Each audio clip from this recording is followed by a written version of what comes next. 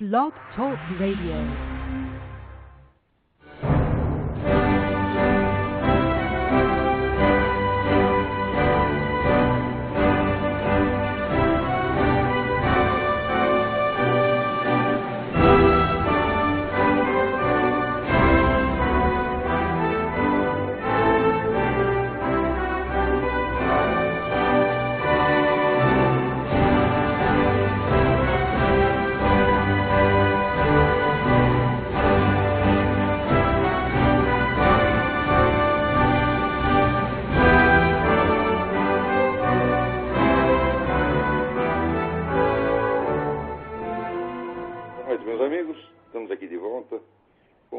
Começamos o nosso programa invocando a Santíssima Virgem Maria, o Santo Padre Pio de Pietrelcina, para que rogue a Deus que nenhuma injustiça se cometa nesse programa. Queria antes de tudo, chamar a atenção de vocês para essa enquete que está vendo no site do Senado. Se o público aprova ou não a PL 122, a lei chamada Lei da Mordaça Gay. Eles já começaram essa enquete várias vezes e sempre que o resultado está indo na direção indesejada, isso é, sempre que o não está ganhando, eles zeram e começam tudo de novo. E já começa com, assim, 52% a favor da PL 122. Isso já aconteceu várias vezes. Quer dizer, o pessoal vai votando, então vai dando ali. A última vez que eu vi estava assim, estava 68% contra. Aí zerou e começa tudo de novo. Então, essa técnica vem sendo usada em todo o mundo. Isso não é uma coincidência, isso não é um erro, não é uma distração. Essa mesma técnica foi usada para aprovar o Tratado de Lisboa, que é onde é a Constituição da União Europeia. Eles fazem um plebiscito, daí se o plebiscito não dá o resultado que eles querem, eles zeram tudo e fazem outro, e outro, e outro. Até, por coincidência, dá o resultado que eles querem. Aí para, aí não tem mais outro plebiscito. Mas, olha, meu filho, se você faz 10 votações, né, e um lado ganhou em 9, tá certo? E o outro ganhou em 1, então é evidente que no total, né, o lado vencedor continua o mesmo, mas para eles não é assim. Quer dizer, as eleições anteriores não são cumulativas. A eleição seguinte, a votação seguinte anula a anterior. Então é só você repetir um certo número de vezes e vencer pelo cansaço. Quer dizer, olha, votamos aqui o não. Mas não valeu. Votamos o não de novo. Mas não valeu. Votamos o não de novo. Não valeu. Quer saber? Eu vou votar sim para acabar com essa porcaria. É assim que se faz. Quer dizer, é evidente que isso é um crime e é uma fraude. Porém, o crime e a fraude se tornaram os meios normais e usuais de administração planetária, gente. Vocês têm que prestar atenção nisso. Todas essas coisas, essas técnicas foram estudadas com muita antecedência. Quer dizer, como é que você modifica, por exemplo, o resultado de uma eleição? Como é que você faz as pessoas se adaptarem àquilo que elas odeiam? Tudo isso foi estudado, sobretudo, pelo Kurt Lewin no Instituto Tavistock de Londres. Quer dizer, ele começou, eu acho que eu não tenho certeza, na década de 40 eu sei que ele já estava na pista dessas coisas, mas ele começou nos anos 30, eu não sei, tá certo? E, inicialmente, você vê que o próprio Kurt Lewin, que era um grande psicólogo, jamais neguei minha admiração ao Kurt Lewin, o próprio Kurt Lewin, ele começou com intenções muito boas. Né? Que a intenção era a seguinte, como é que esses alemães todos viraram nazistas e como é que nós vamos mudar a cabeça deles depois da guerra. Né? E houve, de fato, na Alemanha, empreendido pelos americanos, um esforço de reeducação, né, do povo alemão, e todas as técnicas usadas foram desenvolvidas pelo Kurt Lewin. Mas acontece que depois o pessoal começou a usar isso para tudo o que eles querem. Quer dizer, uma coisa é o seguinte, é você convencer o sujeito a largar de ser nazista. Né? Como você pegar um criminoso, vamos reeducar o criminoso para ele tirar essa ideia da cabeça dele, quem sabe ele cria uma aversão por essa conduta criminosa, etc, etc. Só que agora a coisa está sendo usada para mudar todas as opiniões que essa elite globalista julgue inconvenientes ou lesivas, mas de acordo com a cabeça deles. Entendeu? Então, isso quer dizer, o que foi um instrumento, na Alemanha, foi um instrumento para educar as pessoas para a democracia, se transformou, vamos dizer, num meio de manipulação totalitária absolutamente contra o qual você não tem defesa. Quer dizer, a única defesa é você conhecer o processo e saber o que está sendo feito, né? E você entender qual é a regra do jogo. Mas esperar que a maioria da população entenda isso é inviável. O que nós temos que fazer, vamos dizer, como essa operação é empreendida por uma elite altamente preparada, o que nós temos que fazer é uma outra elite altamente preparada que compreenda a regra do jogo e consiga desmontá-lo. Quer dizer, o povão não tem a menor condição de reagir, se bem que de vez em quando o tiro sai pela culatra, a operação dá errado. Mas, se deu errado, não tem importância, você faz de novo, e de novo, e de novo, e de novo, e de novo, até dar certo. Por exemplo, esse negócio da PL 120, hoje saiu um artigo no Estadão, assinado por um idiota chamado Antônio Prata, que eu vou pegar aquele artigo e usar, né, como um objeto de estudo, quer dizer, um cocô que você manda para o laboratório, vamos examinar, e ali, vamos dizer, você tem 3 ou 4 regras do que eu chamo lógica brasiliensis. Quer dizer, a regra número 1 da lógica brasiliensis, quer dizer, o processo mental que se tornou generalizado e quase obrigatório no Brasil, a regra número 1 é o seguinte: nunca prove nada, sempre dê por demonstrado aquilo que você pretende demonstrar, sempre, sempre, sempre, sempre, sempre. Quer dizer, você já toma como premissa da sua argumentação aquilo que você deseja provar. Então, como esse Antônio Prata é a favor da PL 122, é um gaysista fanático louco, então ele raciocina como se o leitor fosse também um gaysista fanático louco, que já aceita a premissa dele, ao qual nada precisa ser provado, nada precisa ser demonstrado, né? Por exemplo, ele acha que é terrivelmente antidemocrático você rir de uma piada do Juca Chaves a respeito de gay. Agora, não é antidemocrático, né? O seu Luiz Mota, por exemplo, anda espalhando aí que entre Jesus Cristo e São João havia um caso homossexual. Então, é claro que quando o Mota fala isso, ou quando eles fazem aquele calendário em que os santos aparecem, os apóstolos aparecem como travestis, eles estão ferindo os sentimentos de milhões de pessoas. Tá certo? Porém, isso para eles não existe. Então, qual é a premissa? Você não tem o direito de ter outros sentimentos senão aquilo que nós temos. Se você tem outro sentimento, ele não é reconhecido como existente. Tá certo? E, se ele for reconhecido como existente, ele será dado como um escândalo. Como uma coisa absolutamente inaceitável, maligna.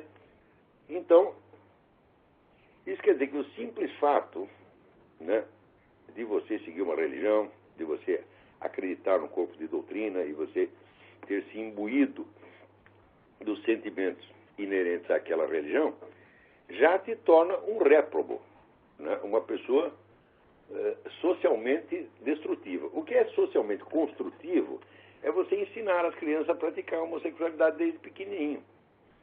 Agora, mesmo supondo-se que, não admitindo a hipótese de que esta posição gay fosse viável e defensável,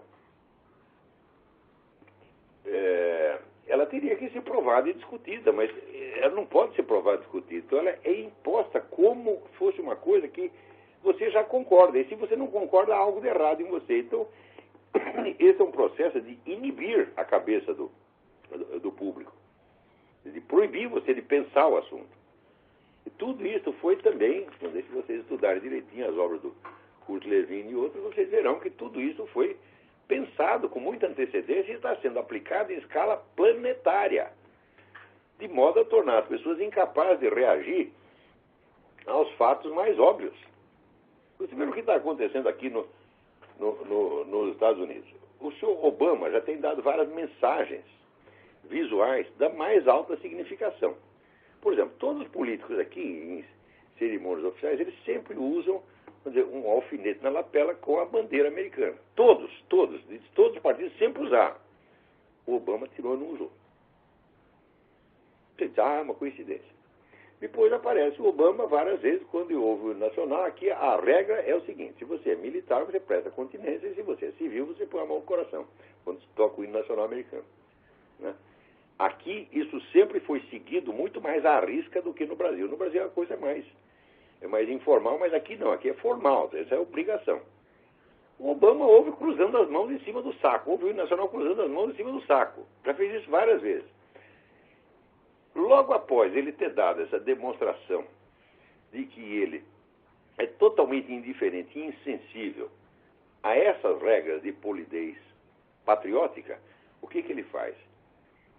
Ele abaixa a cabeça perante o rei da Arábia Saudita e abaixa a cabeça perante o primeiro-ministro chinês. Quer dizer, perante os símbolos nacionais, ele é só altivo e independente. Perante o inimigo, é subserviência. Fala, mas a mensagem visual é claríssima. Se vocês acham que isso aí é uma iniciativa do senhor Obama, uma pura falta de educação do senhor Obama, não é. Isso é calculado, gente. Você faz isso umas 20 vezes, você vai ver as pessoas começarem a ficar inibidas de pôr a mão no coração quando houve o hino nacional americano. Porque o presidente não põe. Então significa o seguinte: ele inaugurou uma nova regra. Agora, perante o rei da Arábia Saudita, ele quase se ajoelha. Nós sabemos por que ele faz isso. Porque toda a carreira política dele foi subsidiada por potentados sauditas. E se você... Outro dia apareceu no YouTube uma coletânea das declarações do Obama a respeito do Islã. É uma coisa assim, vamos dizer, de um amor e uma devoção sem fim. Quer dizer, uma adoração ao Islã. Quer dizer, as coisas maravilhosas que ele fala do Islã, ele jamais falou a respeito do cristianismo ou do seu próprio país. Ninguém mereceu do Obama palavras de louvor tão entusiástico quanto o Islã. Né? Além disso, ainda tem aquele famoso lapsus linguae, um dia que ele falou, minha fé islâmica. Eu digo, você começa a somar essas coisas todas, eu digo, peraí, isso aí não pode ser coincidência. Esse conjunto não pode ser coincidência. Porque nós temos que raciocinar que nem raciocinava o falecido Joe McCarthy. Eu sei que dar razão para o Joe McCarthy em qualquer coisa, mesmo quando ele diz a verdade óbvia, é politicamente incorreto. Mas ele dizia o seguinte: se essas coisas fossem apenas erros ou lápis, não é possível que os caras errem sempre contra nós. Se são apenas erros, né? O erro às vezes prejudica um, às vezes prejudica o outro, mas erros que sempre prejudicam o mesmo, realmente não é possível, né? Vamos supor, você está andando pela rua, seu vizinho tem um cachorro. O cachorro deixa todo mundo passar e morde você. No dia seguinte, também, mesma coisa, deixa todo mundo passar, fica lá quietinho, abanando o rabo, quando passa você, ele morde você. Ele faz isso umas 20 vezes. E é sempre você. Você vai dizer o quê? Foi um erro do cachorro? Foi um equívoco do cachorro? Porque se equivoca sempre contra o mesmo sujeito. Não é possível, tá vendo? Então, aí tem coisa. Outra maneira de controle, já não se pode falar mais controle da opinião pública. Controlar a opinião pública é uma coisa. Agora, você controlar atitudes públicas que não passam pelo filtro da opinião, quer dizer, que não chegam a se tornar assunto de pensamento do sujeito. Quer dizer, não é coisa que o sujeito diz, aqui eu tenho uma opinião assim, assim. Não. São atitudes quase espontâneas, quase reflexas. Outro meio de você controlar essas atitudes populares é através do jogo das verbas. Né? Tudo no mundo, qualquer iniciativa humana, precisa de dinheiro. Qualquer coisa que você vai fazer, a não ser que seja uma simples iniciativa pessoal sua, né? Então, claro que você pode sempre tentar usar os meios mais baratos, como eu aqui estou usando, o Blog Talk Radio, tá certo? Mas eu não posso dizer que isso não custa nada, custa alguma coisa. Não pago nada para o Blog Talk Radio, mas há todo um sistema de trabalho embaixo, então custa alguma coisa. Então, toda iniciativa humana tem essa mediação, né, do dinheiro. Quer dizer, o dinheiro é o elemento que permite na sociedade você transformar uma coisa na outra. O dinheiro foi feito para isso. Quer dizer, ele tem uma função quase alquímica, ele é um meio de ação. Aliás, na verdade, ele não é um meio de ação, ele é um meio de você conquistar meios de ação. Então, em princípio, vamos dizer, não deve ser o dinheiro que determina o que você vai fazer com ele. E ao contrário, você tem o dinheiro, você faz o que você quiser com ele. Porém, na prática, quando você não tem os meios, mas você precisa do dinheiro, não custa nada o fornecedor do dinheiro dizer, olha, eu te dou o dinheiro, mas você não faz isso que você quer, você faz outra coisa. Para mim sempre foi assim. Sempre que algumas vezes eu inventei projetos de pesquisa e sugeri aqueles projetos, ou projetos educacionais, sugeri esse projeto para entidades públicas, especialmente para empresas privadas, para ONGs, etc, etc. E, invariavelmente, eu acabei desistindo, por quê? A resposta era, nós te damos a verba, contanto que você faça outra coisa. Né? Então, o projeto não é meu, o projeto é seu. Você pega o seu dinheiro com o seu projeto e faz o que você bem entender. Não é isso? Então, por exemplo, já começo dos anos 90, de 80 para 90, eu tendo observado a existência daquele viés esquerdista sistemático na grande mídia brasileira, eu criei um projeto de pesquisa. O projeto era muito complicado e ia ter que empregar umas 50 pessoas, então é claro que eu não ia poder fazer aquilo sozinho. Então eu fui para empresas, fui até para as Forças Armadas, fui para o Exército Brasileiro, Biblioteca do Exército. Né? Conto até vocês, apresentei isso vou até dar os nomes aos bois. Fui lá no Coronel Macedo, que é meu amigo, que é da Biblioteca do Exército, e levamos o projeto para o general Leônidas Pires Gonçalves, o qual sentou em cima do projeto e nunca mais se ouviu falar. Note bem, se no começo dos anos 90 você tivesse uma pesquisa científica mostrando, vamos dizer, com todas as provas requeridas, o viés esquerdista da mídia nacional, isso poderia justificar um movimento de empresariado, um movimento de patrocinadores para pressionar os donos de jornais para mudar a atitude. Se acontecesse isso, o Lula jamais teria chegado à presidência da República. O MST não teria crescido do jeito que cresceu, ao ponto de poder fazer todas as violências que faz hoje. O banditismo não teria chegado ao nível que chegou. Porque todo o crescimento do banditismo foi a partir da Constituição de 88. Então, se você pegasse o bicho enquanto ainda está pequenininho e controlável, podia ter acabado com ele. Eu sabia que o instrumento central da manipulação da opinião pública brasileira é, evidentemente, a mídia. E o pessoal do Partido Comunista, etc., seguindo a receita do Antônio Gramsci, falou, não, vocês não têm que fazer apenas propaganda política como os partidos usualmente fazem. Você tem que dominar os meios de comunicação. Em princípio, os meios de comunicação são de comunicação, quer dizer, que a comunicação que vai e a comunicação que volta. Quer dizer, na mídia, um diz uma coisa, a outra responde outra coisa. Então, a mídia seria, em princípio, o meio. Mídia, quer dizer, né, medium, quer dizer o meio, tá certo? Então, por definição, aquilo que está no meio não está num dos lados. Preste bem atenção, quer dizer, o meio de comunicação não é um instrumento político, ele é o lugar onde se dá a disputa política. É assim como se você tem sei lá, um estádio de esporte, lá tem um ringue de boxe, o dono do estádio, o dono do ringue, né? Ele não é ele que vai lutar, tá certo? Então, ali é o lugar onde se dá a luta. Muito bem. O Antônio Gramsci já chegou à conclusão e falou, não, mas para que nós vamos apenas dominar os meios de propaganda política usual? Nós temos que dominar a própria circunstância, o próprio cenário onde se dá a disputa, de maneira que acontecer, a gente ganha sempre. Sempre, quer dizer, invariavelmente. E isso aí é exatamente os meios de comunicação. Então, como é que você faz? Você vai ocupando espaço e você vai gradativamente, cuidadosamente, mudando, por exemplo, os critérios de seleção de notícias. Se você observar, por exemplo, ao longo dos últimos 20 anos, né, se você somar os casos de tortura e morte de prisioneiros políticos em Cuba, né, no Vietnã, na Coreia do Norte, né, na China, é uma grandeza, gente, é uma grandeza, é um genocídio. Então, não é que você vai proibir totalmente. De vez em quando você publica uma coisinha sobre isso.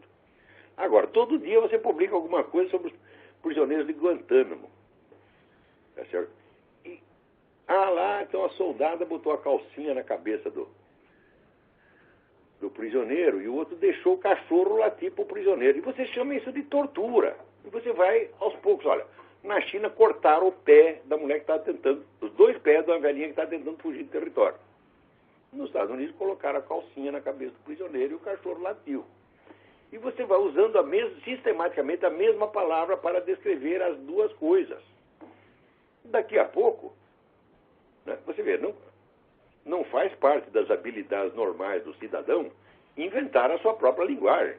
Ele usa a linguagem a que ele tem acesso nos meios de comunicação e na escola. E se ensinaram ele a falar assim, ele vai falar assim. Por quê? Não é que ensinaram, chegaram, meu filho, você deve falar assim. Não.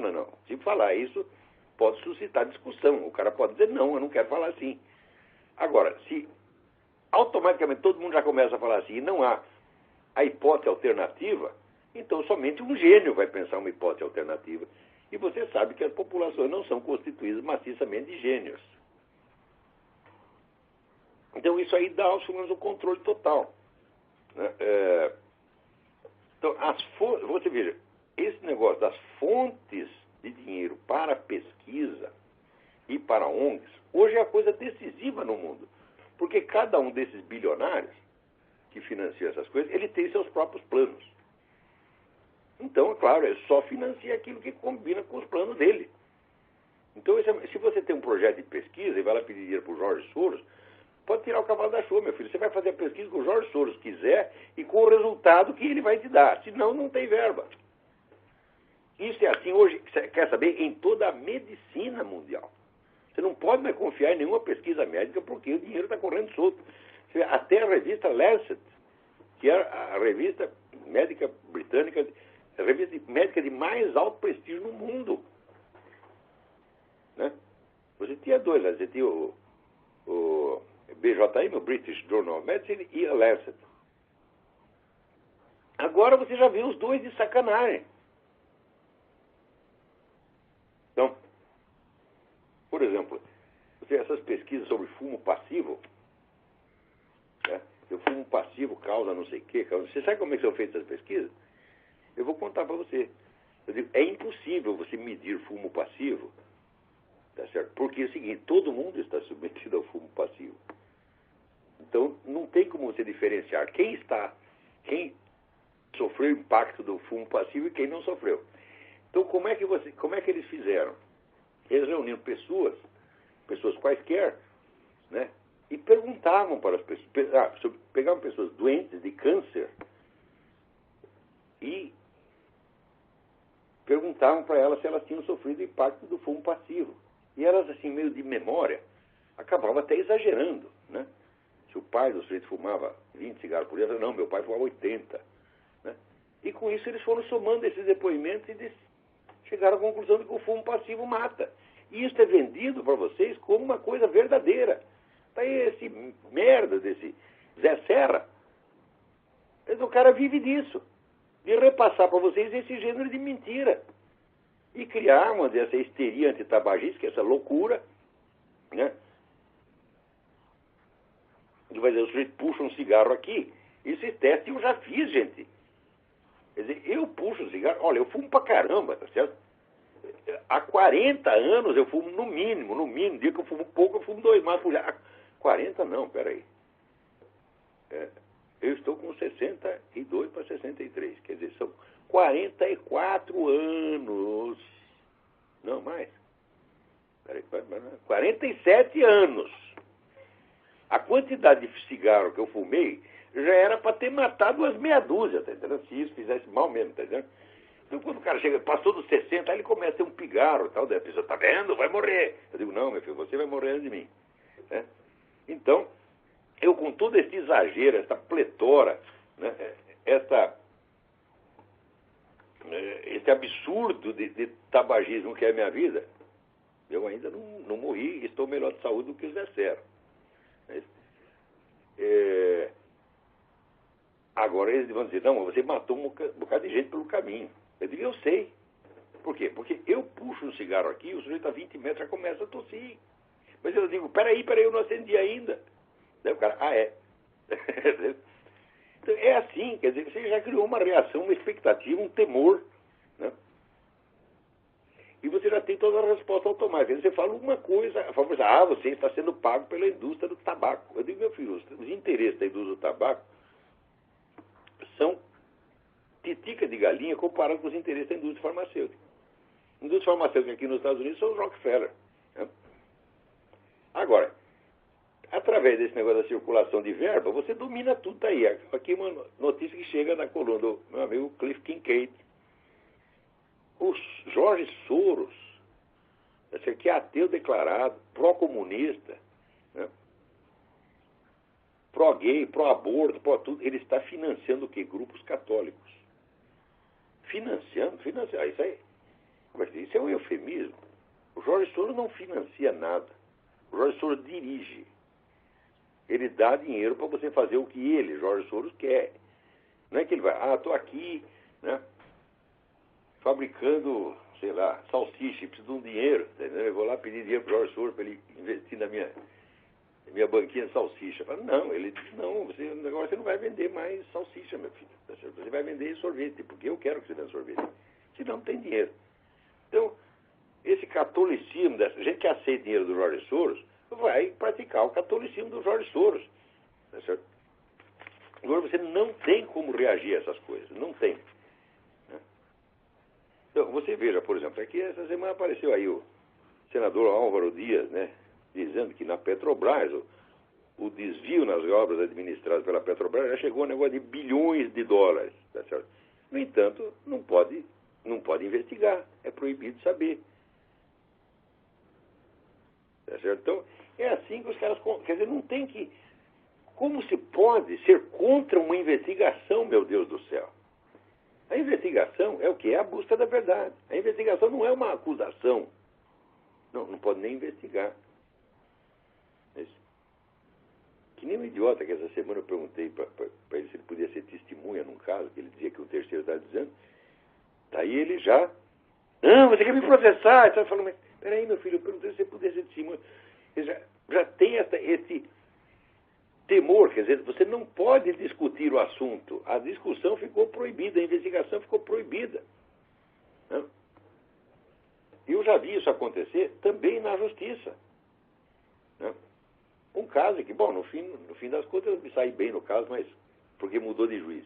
Senão teria sido ferrado, porque era um juiz que não queria saber das coisas. Então você pedir a anexação de um documento, não pode. Pede a convocação da testemunha, não pode. Epa, peraí, então a sentença já está pronta. Quando eu cheguei aqui já está a sentença pronta. No fim dei sorte, o negócio mudou de juiz, foi para na mão do outro, que era bem melhorzinho. Mas, aqui, olha aqui. O deputado Pete Hoekstra, que é o representante principal do Partido Republicano no Comitê de Inteligência da Câmara dos Deputados aqui nos Estados Unidos, ele queria fazer uma investigação sobre o que se passou em Fort Hood. O que se passou lá é muito simples. Quer dizer, um muçulmano louco, que várias vezes já tinha tinha espalhado ali a sua convicção de que os muçulmanos têm todo o direito de matar americano, né? E que, além disso, era o sujeito que frequentava a mesma mesquita do pessoal do atentado do 11 de setembro. O sujeito, de repente, começa a gritar Allahu Akbar e dá tiro num monte de gente. Ele não estava louco, ele foi dando tiro assim metodicamente, fazer a pontaria, pum, pum, pum. E você vê como é as coisas, hein? Outro dia teve um idiota reclamando contra o meu artigo Educando para a Boiolice, porque ele disse que eu estava difamando os mortos da Virginia Tech. Eu falei, não, os mortos estão absolvidos da acusação de boiolice pelo simples fato de que eles morreram. Eles não estão falando dos mortos, estão falando dos vivos. É um lugar que você tem centenas de pessoas, aparece um camarada dando tiro. E ninguém joga uma cadeira nele, ninguém faz nada, todo mundo só pensa em sair correndo. Ele só pensa em se defender e não em atacar. Fala, não, tem alguma coisa errada aí. Né? você veja, a mentalidade, a imposição da boiolice chegou ao ponto de proibir soldados de andar armados no próprio quartel. Hã? Isso quer dizer que contra qualquer quartel americano, um sujeito armado pode fazer estrago lá dentro, como de fato fez. Vai dizer que isso não foi de propósito? Que essa lei não foi feita para isso? É claro que foi feita para isso. Essa lei foi feita para facilitar a atividade do terrorista. Agora, depois que o sujeito comete o atentado, mata 13 e fere 31, não pode dizer sequer que ele é muçulmano, quanto mais terrorista. Agora, não é só isso. Quer dizer, aqui já o próprio Obama diz, não, isso aí ele fez isso por... Ele estava traumatizado de guerra. Né? Quer dizer, o presidente da República tenta ocultar a ligação do sujeito com terrorismo islâmico. Você veja, o mesmo homem que vai lá e se ajoelha na frente do rei da Arábia Saudita e que leva dinheiro do governo da Arábia Saudita, esse mesmo sujeito, quando tem um atentado islâmico, terrorismo islâmico, ele não diz nem que é terrorismo e muito menos que é islâmico. Você vai dizer, isso é coincidência, isso é apenas uma questão de opinião. Fala, mas o que é isso, pô? Tá ficando idiota? Só que é o seguinte, não é que você não pode dizer que o negócio é atentado e não pode dizer que é islâmico. Não, você não pode investigar. Esse deputado que está lá na comissão de inteligência, que, portanto, cuja obrigação é investigar, quer dizer, se você elege um deputado, esse deputado é colocado numa comissão para investigar certa coisa, a obrigação dele é investigar, porra. Se o cara tá, lá o subchefe do comissão de inteligência, fala, bom, o que é inteligência? É informação, quando informação é isso que ele tem que ver. Ele foi lá tentar investigar o que se passou no Fort Hood. A Casa Branca interveio para bloquear qualquer informação. Ele não pode receber nenhuma informação. Ele só pode ler o que sai no jornal. O jornal não dá para impedir. Mas o jornal também só está saindo mentira a respeito. Então, não pode investigar. Isso é como a certidão de nascimento do Barack Obama. Você vê com o Lou Dobbs, que era, quer dizer, você tinha o programa mais popular da CNN, a pessoa já não gostava muito dele, porque ele estava fazendo essa campanha contra a imigração ilegal. Ele quer defender o país dele. Aqui já tem 30 milhões de imigrantes ilegais, quer dizer, os imigrantes ilegais já são um país dentro do país, né? E, além disso, eles vêm aqui, eles não vêm aqui para virar americano, não, eles vêm para ocupar o território e dizer que aquele território pertence ao México. É isso que estão fazendo. Esse pessoal do La Raça, seja uma organização chamada La Raça, o que é? Racista sou eu, né? No Brasil tem uma revista Raça, aqui tem uma revista, a organização La Raça, que os racistas somos nós. Ora, pô, vai lamber sabão. Né? Então, o Lou Dobbs, o pessoal já estava mordido com ele porque ele é contra a imigração ilegal. Você vê, chega um ponto, você defender o seu país se torna proibitivo, porque você tem uma elite que governa o país, que manda. Né?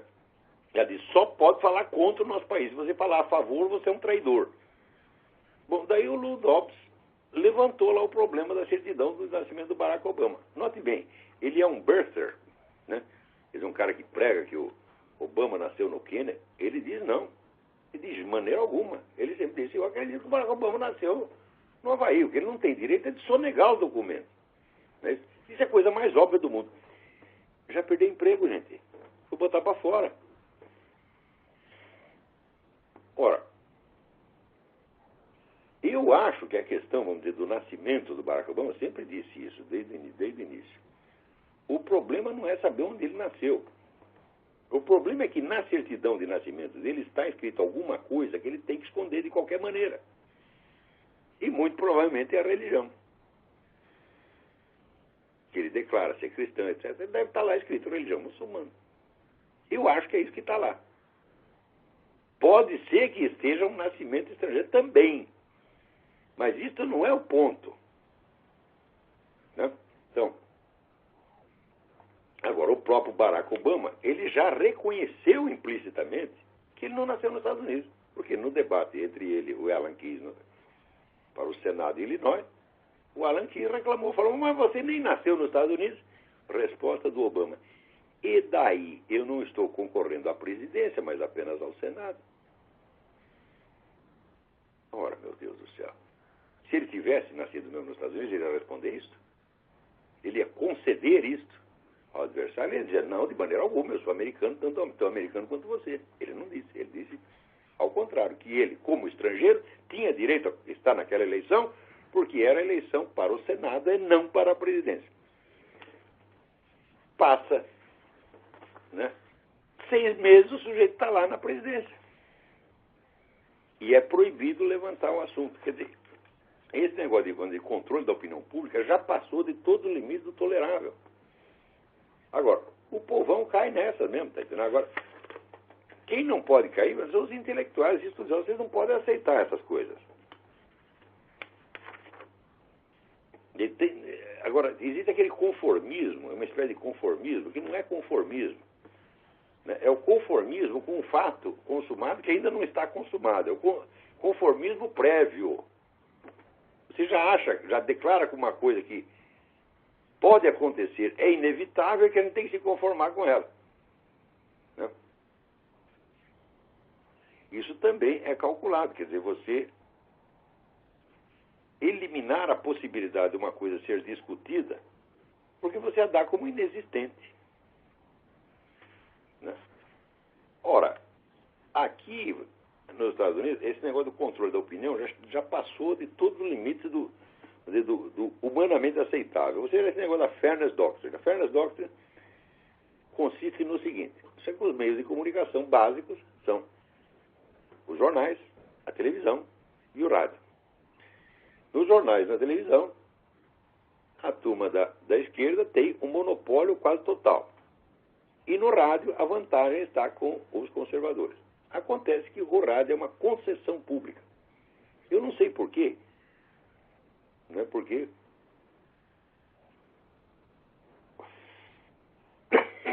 que eu saiba, a atmosfera onde circulam as ondas de rádio é um território livre. Agora o governo declara que ele é o dono do ar. Então você, com o seu próprio dinheiro, você monta uma estação de rádio e daí você tem que obter a concessão do governo, porque o governo diz: eu sou o dono do ar, meu filho. As suas ondas vão atravessar aqui o meu território. Isso é a existência, a concepção do rádio como concessão do governo. Se dissesse que o governo concede para você os meios materiais, daí está certo que ele regulamentasse alguma coisa. Mas todo investimento é teu. Você monta a estação de rádio com o seu dinheiro. E o sujeito que vai ouvir você, ele comprou o rádio com o seu próprio dinheiro. O governo contribuiu em quê? Eu entrei com o principal, eu entrei com o ar. Então você não pode ter uma estação de rádio sem a minha autorização. Não é nem autorização, é concessão. No Brasil também se usa esse termo. Concessão. Por exemplo, estação de rádio quando você coloca esta ferramenta na mão do governo, você entregou na mão do governo um instrumento de corrupção como jamais existiu. Por exemplo, o político experiente sabe que com concessões de estação de rádio você consegue qualquer coisa. Quando teve um movimento para fazer impeachment do Sarney, né, que o Sarney acho que foi o presidente mais odiado da história do Brasil. Eles quiseram fazer impeachment. O que ele fez? Reuniu os políticos, distribuiu lá umas 30 estações de rádio, acabou o problema. É que ele não contou esse truque para o Collor, entendeu? Então, aqui eles estão querendo impor o que eles chamam Fairness Doctrine, doutrina da justiça ou da equidade. O que é a equidade? Se você dá a sua opinião, você é obrigado a dar também a opinião contrária. Só que isso só vale para o rádio. Não vale para a televisão e não vale para os jornais. Então, o que significa isso? A esquerda, com um toque de caneta, o Obama assina essa porcaria, né, ela pega metade do espaço que é dos conservadores. Quer dizer, é claro que isso é uma empulhação, é claro que isso é vigarismo, só que eles não estão contentes de fazer isso no rádio, eles querem adotar isso na internet também. Isso quer dizer que se eu, aqui nesse programa, digo, seu fulano é um filho da puta, né? Independentemente do seu fulano ir para a justiça e pedir direito de resposta, eu já tenho que trazer o seu fulano aqui para ele dizer: não, filho da puta é você.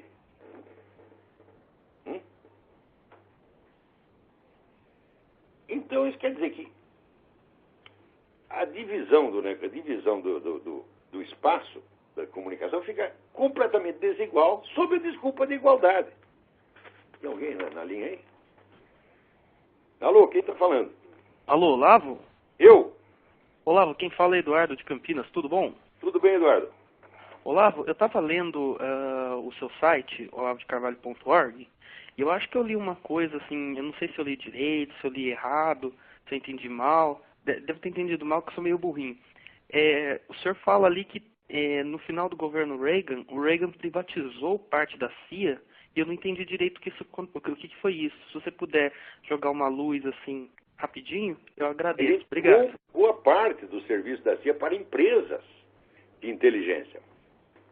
Isso foi uma burrada monumental. Quer dizer, porque você vê, sempre que a gente age de maneira doutrinária, seguindo uma doutrina e não a situação concreta, você faz burrada. Se o sujeito botou na cabeça, precisa privatizar tudo, né? Então, sabe, que nós aderimos à economia liberal, então precisa privatizar tudo. Né?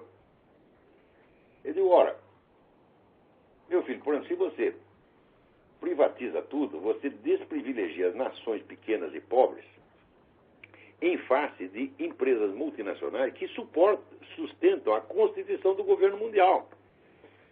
Então você aparentemente está liberalizando a economia, mas você está submetendo a nação a um controle estatal muito mais forte do que ela própria pode exercer no seu próprio território. Então você está trabalhando para o inimigo. Então o Reagan, né, no fim do mandato dele, acho que foi nas últimas semanas, ele terceirizou uma parte do serviço de inteligência. Então hoje você tem um monte de empresas, quase todas de propriedade da família Clinton, né, exercendo funções da CIA. Então, quer dizer, você pode usar o próprio aparato de inteligência do país para trabalhar contra ele. O exemplo que eu te dou foi esse famoso plano Colômbia do Clinton, que eu já falei isso 1000 vezes também, mas o pessoal não se toca. O governo Clinton comprometeu-se a ajudar o governo da Colômbia a combater o narcotráfico com a condição de que não tocasse nas organizações políticas. Isso é na FARC.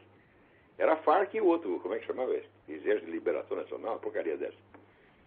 Resultado, o que aconteceu? Acabou com todos os cartéis. E o monopólio do tráfico de droga passou para a FARC. Você vai dizer que foi por erro? Foi um erro de cálculo. Aqui nos Estados Unidos são pessoas muito educadas. Eles aqui têm a maneira do understatement. Understatement é falar a coisa, né, diminuída. Você atenuar o que vai falar, né? Quer dizer, você vê a mãe do sujeito no puteiro, mas você não vai dizer, você é um filho da puta. Dizer, não, a conduta da senhora sua mãe é um pouco inconveniente, né? Eles sempre fazem isso, understatement. Então, nesse caso, eles acusam o governo de incompetência. Eu digo, mas isso não é incompetência, isso é competência, tá certo? Na iniciativa contra o país. Isso foi, obviamente, feito para facilitar a vida das Farc. As Farc não eram nada, elas cresceram monumentalmente depois disso. Porque não podia tocar nelas. Então, você só pode entender uma ação quando você vê essa ação no conjunto e você vê também os limites dela, onde ela para. Às vezes, só o ponto onde ela para, só a fronteira onde ela para é que é importante. Então, o Plano Colômbia, ele agiu mais pelo que ele não fez do que pelo que fez. E obteve o resultado que queria. Agora, hoje, você vê, um terço, gente, do dinheiro que circula na Bolsa de Mercadorias de Nova York é dinheiro do narcotráfico. Quando você fala narcotráfico, em termos de América Latina, você quer dizer FARC. Não há mais outras organizações concorrentes. Não há. As últimas concorrentes que sobravam, no Brasil, tem lá umas quadrilhinhas, foram todas eliminadas. Então o governo, quando prende um desses chefes de quadrilhas menores, ele está vendo, nós combatemos o narcotráfico. Eu digo, você não está fazendo isso, meu filho, você está entregando o mercado para as Farc. Você não está combatendo o narcotráfico, você está combatendo os concorrentes das Farc. Agora,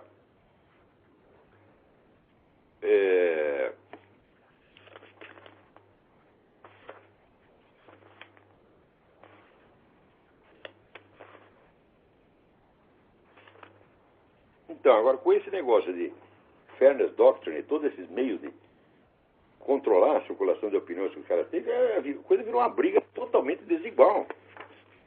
Se você pegar, por exemplo, toda a grande mídia dos Estados Unidos, do Brasil, da Europa, ela é 100% gaysista. O argumento contrário não entra. Quando entra assim, você faz 1000 matérias a favor de uma coisa e deixa um sujeito reclamar um pouquinho.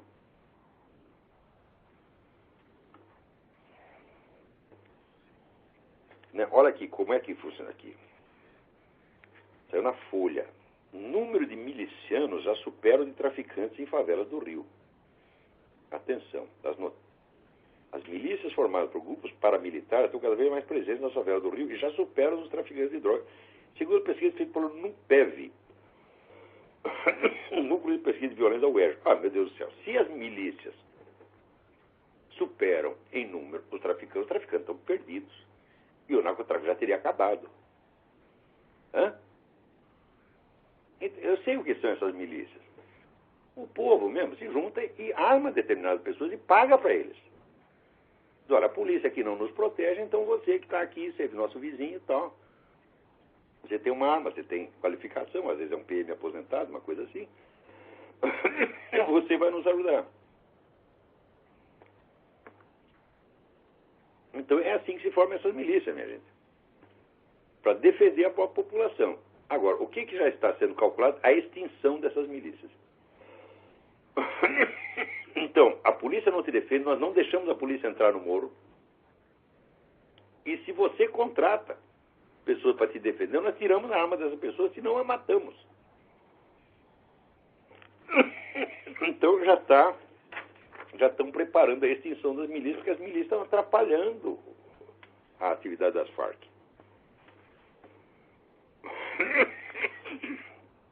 Agora aqui. Alô, quem é? Lavo.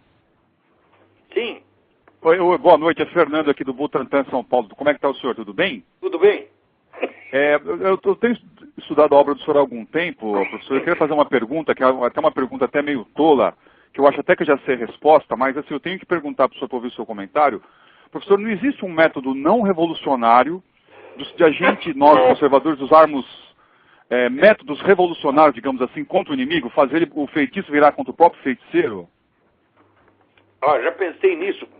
Porque, professor, senão vai ser sempre desigual, vai ser sempre uma luta desigual, vai ser sempre uma luta assimétrica em si, a gente vai sempre perder, não tem...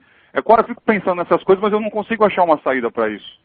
Não, o que eu acho que tem sido um erro constante de liberais, conservadores, católicos, etc., é que eles caem no engodo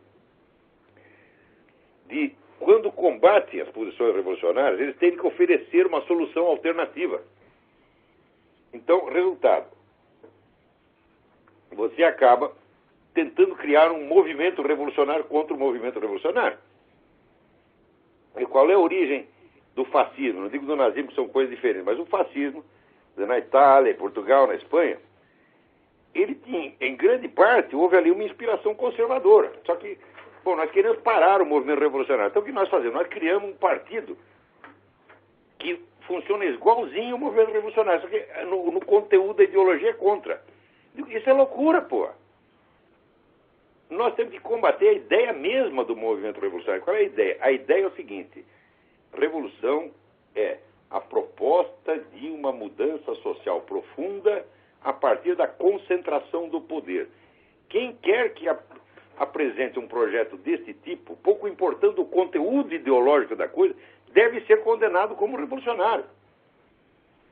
E a pessoa vai dizer, mas o que se oferece como proposta alternativa? Não tem alternativa. O movimento revolucionário é crime. Você não tem que ter uma alternativa ao crime. Você tem que simplesmente combatê-lo. Quer dizer, você tem que se concentrar no lado negativo do trabalho, no lado negativo, repressivo e destrutivo. Você não tem que oferecer proposta alternativa. Por exemplo, para você combater o narcotráfico, tem que ter uma proposta alternativa? Sim, o senhor está lá estuprando a menina de 3 anos, você vai lá e para ele. Ele diz, qual é a sua proposta alternativa? Tem que responder, alternativo caralho, pô. Você para com isso já. Nós não temos que decidir o destino do mundo. Nós temos apenas que eliminar o mal que está ao nosso alcance. Agora, professor, do ponto de vista psicológico, por que o ser humano vive sempre tão refém dessa ideia futura de uma utopia? Por que a gente não consegue simplesmente esquecer um negócio desse e enxergar a realidade assim? Parece que o ser humano vive sempre refém. Karl Marx, por exemplo, vive disso, né? Vive de vender uma utopia, as pessoas vivem isso, e as pessoas acreditam nisso. Então o que acontece é que quando você é contra uma utopia, você inventa uma utopia contrária. Então o pessoal não sai, vamos dizer, do jogo revolucionário. Quer dizer, esse pensamento utópico, ele dominou o mundo, esse pensamento revolucionário dominou o mundo de uns 3 séculos para cá. Ele não é inerente à condição humana. Ele não existiu sempre, ele apareceu num certo momento da história e ele vai desaparecer. Agora, se nós não o combatemos na raiz, se nós combatemos apenas certas manifestações do movimento revolucionário, mas no fundo aceitamos o princípio revolucionário, que é o de reformar toda a sociedade a partir de uma concentração de poder, nós continuamos dentro desse jogo. Nós temos que parar isso. A pessoa diz, mas tem uma proposta de mundo melhor. Eu não quero um mundo melhor, eu só quero que vocês parem de piorá-lo. Você está entendendo? Entendi, professor. Porque assim, dá a impressão que assim, uma vez criado esse negócio, nunca mais ninguém vai conseguir desinventar isso daí. O sujeito está batendo em você. E você consegue segurar a mão dele. E forçar ele a parar de bater em você. Daí ele vai dizer, qual é a alternativa que você oferece? Qual é a sua proposta? Quer dizer, para combater o mal mais óbvio e patente, não é preciso ter alternativa.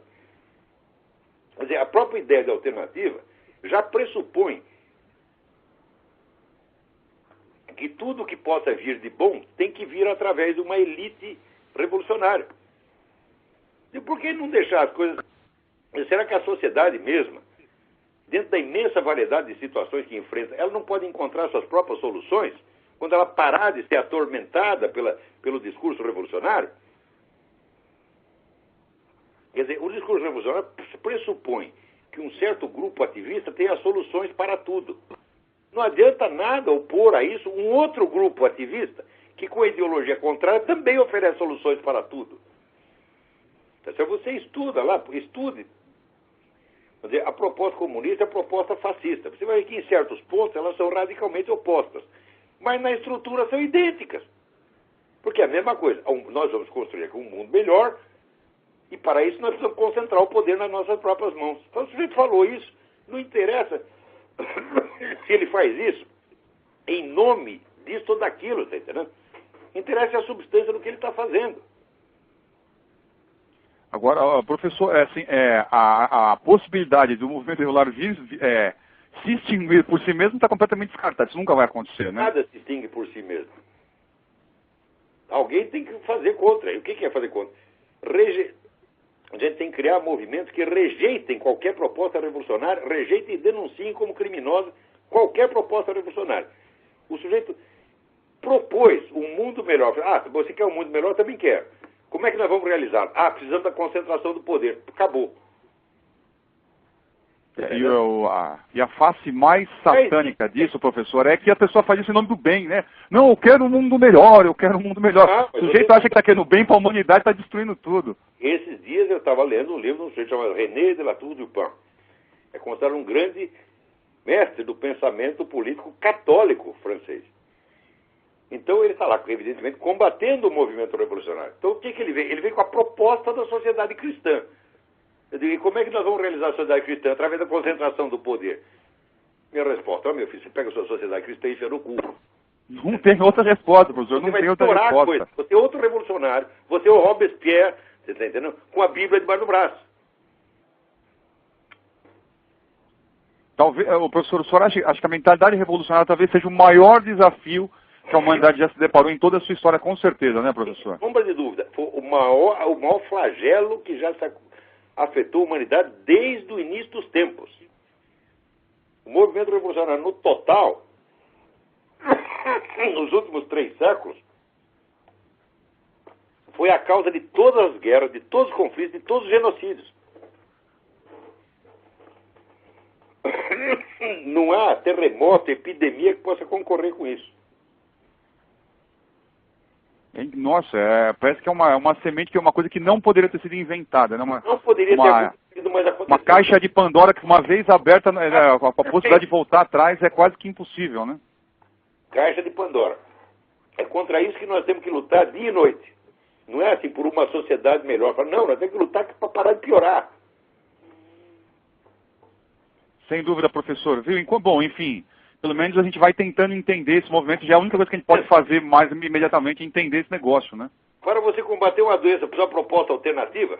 Não precisa, isso é um absurdo. Precisa. É só acabar com a doença.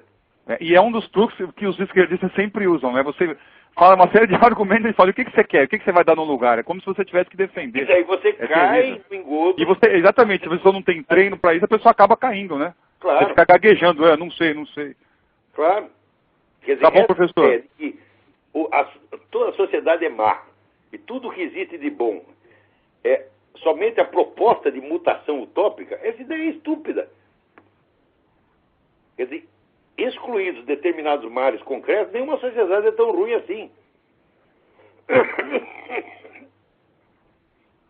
É terrível. Tá bom, professor. O regime tsarista. Por que o regime tsarista era mau? Porque o tsar tinha uma ideia revolucionária na cabeça. Ele achava que ele, através, dominando tudo, podia fazer a sociedade melhor. É esse. O tsar era tão revolucionário quanto os comunistas. Isso é muito engraçado, professor. Isso é muito engraçado. O nosso imperador, Pedro II, jamais foi revolucionário. É. Porque ele não intervia na sociedade. Ele deixava a sociedade fazer o que quisesse. Ele não queria uma sociedade melhor. Ele falava, se vocês quiserem uma sociedade melhor, vocês vão fazendo aí do seu jeito. Então, esse foi um grande governante. E o que nós fizemos com o sujeito? Demos um pontapé na bunda, mandamos para a Europa. E daí enchemos lá de general louco, tipo Floriano Peixoto. Caras com ideia revolucionária na cabeça. O que eles fizeram? Fizeram uma revolução atrás da outra, um golpe de Estado atrás do outro, e a coisa não parou até hoje. Que coisa terrível, professor. Coisa terrível. Que coisa terrível. Tá bom, professor. Um abraço, obrigado e parabéns pelo trabalho do senhor, viu? Obrigado. Até mais, tchau. Obrigado. Até mais. Eu acho que não dá mais tempo, nosso tempo está acabando aqui. Tem mais alguém na linha? Cabe mais um? Alô, quem é? Alô, é Vitor do Rio de Janeiro? Vitor, tudo bem? Fale rápido que o nosso tempo está acabando. É sobre alarmismo da medicina. Antigamente, a cirurgia de circuncisão tinha justificativa apenas na fimose, mas atualmente diz que protege contra DST, câncer de pênis. O senhor acha que é uma mutilação genital também como a circuncisão feminina? Olha, eu sinceramente não sei. Eu acho que circuncisão não protege contra coisa nenhuma. A circuncisão é um negócio simbólico para marcar que você pertence a certa comunidade judaica ou muçulmana. Vai ser que isso... A cirurgia tem crescido entre os cristãos com justificativas médicas. Olha, a medicina hoje é o grande instrumento de controle social e de empulhação da humanidade. Sim. Cuidado, meu filho. Quer dizer, a medicina junta ali o que tem de melhor e o que tem de pior na humanidade, né? Uhum. Agora, a medicina se torna um instrumento de poder sobre a população, ela se torna inevitavelmente má. Como, por exemplo, agora essa farsa dessa gripe suína aí, que está matando 50 pessoas. Matou 3.900 pessoas em quanto tempo? Em 6 meses? Mas o que é isso, minha gente? Isso aí não é risco nenhum. Tá certo? Eu peguei esse raio dessa gripe, cara, ela não mata ninguém. Ela enche o saco, mas não mata. Obrigado, professor. Obrigado, eu. Então, olha, acabou o nosso tempo aqui. Então, até a semana que vem. Muito obrigado.